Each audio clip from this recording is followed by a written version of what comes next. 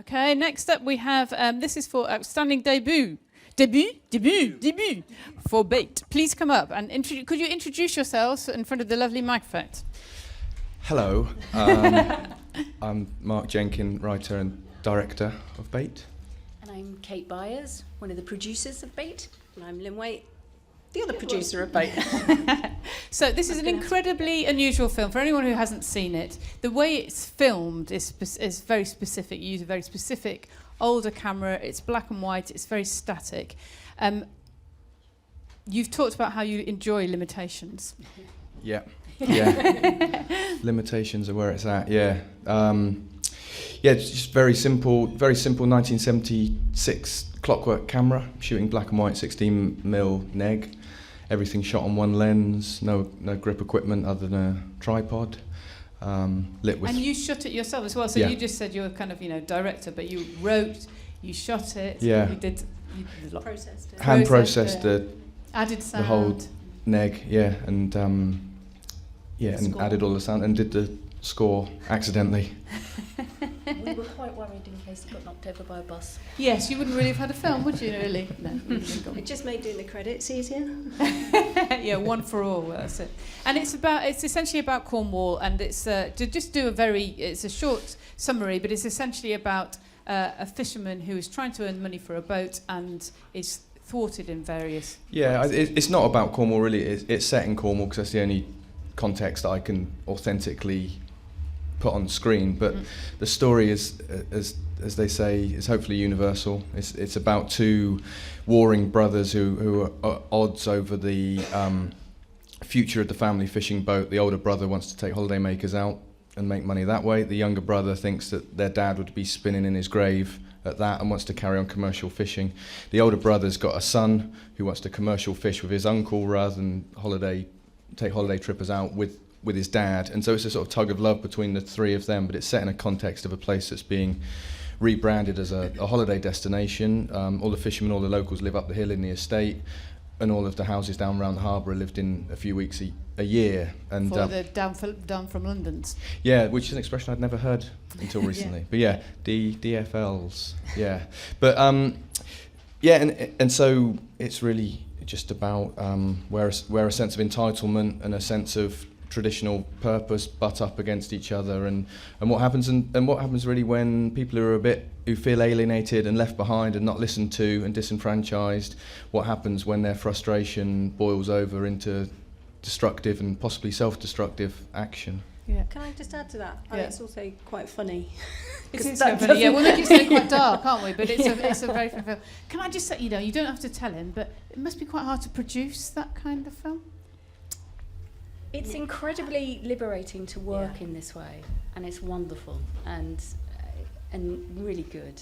So if you just focus in, and it's tight and it's close and it's great. To raise money on it is quite tricky, but then it's always hard to raise money for things. So when people don't know it's your debut. You've got nothing else to compare it to.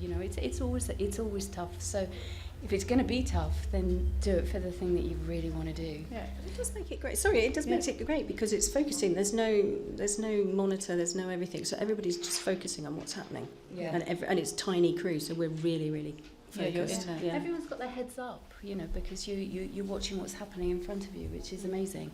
And there's a conversation between all of us on set all of the time, And winning the Baftas, so they're all lining in front of you like you're about to kind of kick them. But I mean, presumably this will make a difference. Hopefully the timing's worked out quite well. We've had a huge box office success in comparison to what we kind of thought, which is good. Which has meant we've just digitally released the film, which has been great, and there's everything's kind of DVDs are selling out, and shops can't get them quick enough and stuff. So, and now we got. And it's going into other territories now, so it's going out across the world. This is great. So something that you thought was so small and personal is now a universal. Yeah, I said this a minute ago actually. When I first wrote the script, it was so specific to a little bit of Cornwall that I thought other people in Cornwall wouldn't even understand what the film was about. But in some ways it's a bit depressing, that people can all over the world identify with these characters who feel, even though it is funny, feel frustrated and alienated and left behind. But I think that it has, by chance, tapped into a bit of a conversation that's going on. So yeah, it's I mean, as a human, it's a bit depressing, but as a filmmaker who wants to be sustainable and be able to make more work, then it's great. Yeah, brilliant. Thank you very much. Yeah, we have a question. Could we have? Oh, do you want to use my mic? Here, use my mic. Congratulations on your amazing win. How does it feel flying a flag for great British independent filmmaking? I was chatting, name drop alert, I was chatting to Joanna Hogg on Thursday night at the London Critics Circle Awards, and I said to her it was brilliant that the BFI decided to release the film on the 30th of August because it was quite a quiet week, I think, and we might get a bit of visibility. And then the souvenir was announced, and we thought, oh shit. Well, I certainly thought, oh shit. But what actually happened was, I think we were certainly helped by the attention Souvenir was getting, and suddenly, even though it was just 2 films, there was a bit of a moment where 2 independent British films were being discussed. So I don't feel I'm really waving the flag for Britain. Personally, I'm waving the flag for Cornwall and all the great creative work that goes on down there, because we've got to suffer from a huge identity crisis in Cornwall with regards to what's coming out of Cornwall. So that's my flag waving. I got the little flag there. Yeah. But it's really exciting that at the end of the summer, when Waite and the Souvenir came out together, it seemed to be. I mean, it's hard to tell because it was right in the middle of it. So I said, no, it was really exciting. But of course, it was exciting for me. I don't know if everybody else was excited, but there did seem to be a bit of a conversation about interesting independent film coming out. Yeah, we made the whole film regionally. You know, sort of we were able to do all of the process apart from the scanning in Cornwall or Bristol, where Linn and I are from, and so.